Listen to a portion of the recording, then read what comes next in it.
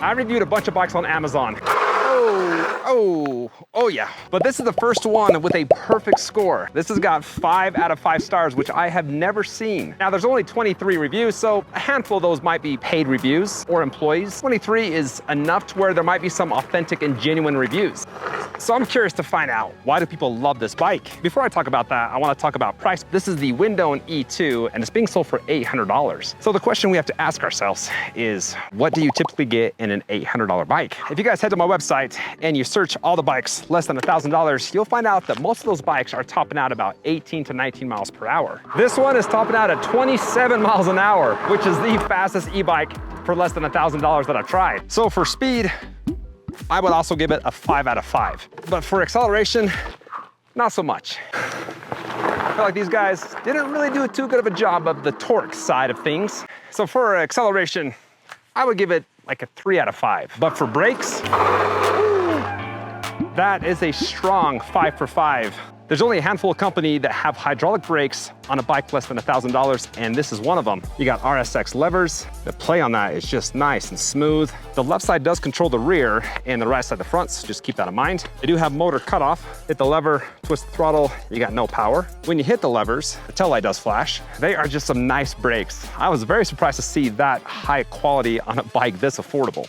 Now, I think the Achilles heel of this bike has got to be the torque. In the acceleration test, it wasn't that fast off the line, so let's go see how it's gonna do on a hill. And I'm not expecting a lot of power for hills because this only has a 500-watt motor and it weighs 92 pounds. That's a very heavy bike. It's hard to tell, but this is a short and sweet 20%, actually over 20% grade. And I'm gonna start at the very bottom and just use throttle. Okay, here we go. All right. Is it gonna make it? Oh, it's slow, but it's gonna get to the top.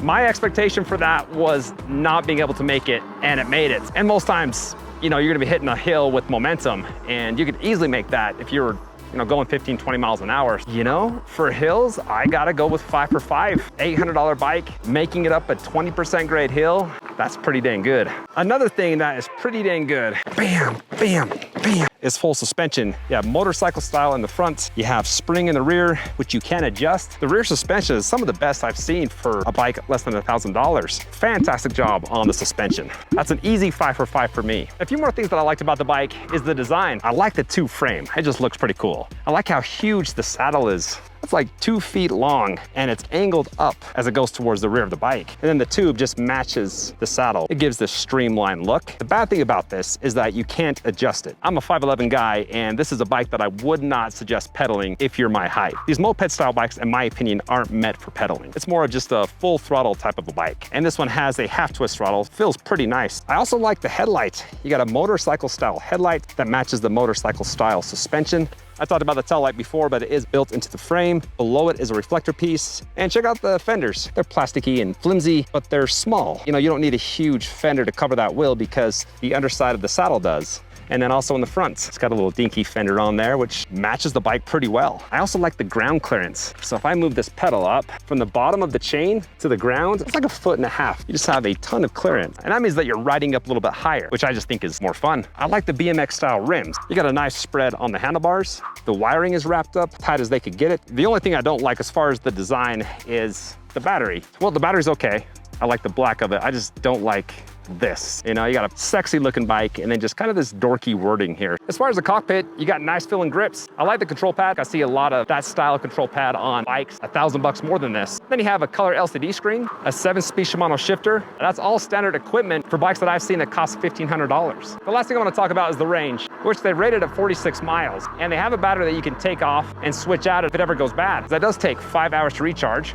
So the range of 46 miles for an $800 bike, that's above average for bikes in this price range. So I'm gonna go 5 for 5 on range. Okay guys, so how did you think it did? Do you think it's worth 5 out of 5 for $800? I've tested a bunch of bikes in this price range and dang, there's a lot about this bike that impresses me. Most of which is the speed. You just don't find that fast of a bike for $800. I'm pretty dang impressed with what this bike can do. If you wanna see any of the bikes for the same price, got a couple on my channel, go check those out. As always, thanks for watching and take care.